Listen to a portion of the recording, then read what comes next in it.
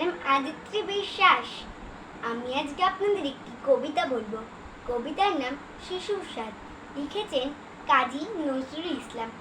আমি হব সকাল বেলার পাখি, সবার আগে কুসুম বাগে উঠবো আমি ডাকি।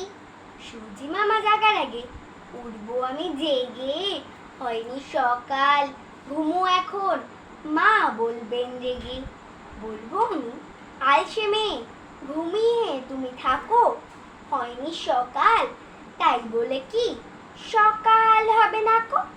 আমরা যদি না জাগি মা, কেমনি সকাল হবে? তোমার ছেলে উঠলে মাগো রাত কো হবে তবে। উষা দিদি ওঠার আগে উঠবো পাহাড় চড়ে। দেখবো নিচে ঘুমায় শহর শীতের কাঁথা মুড়ে। ঘুমায় শহর বালু চড়ে নদী মোহনায়। বলবো আমি ভোর হলো যে সাগর ছুটে আয়।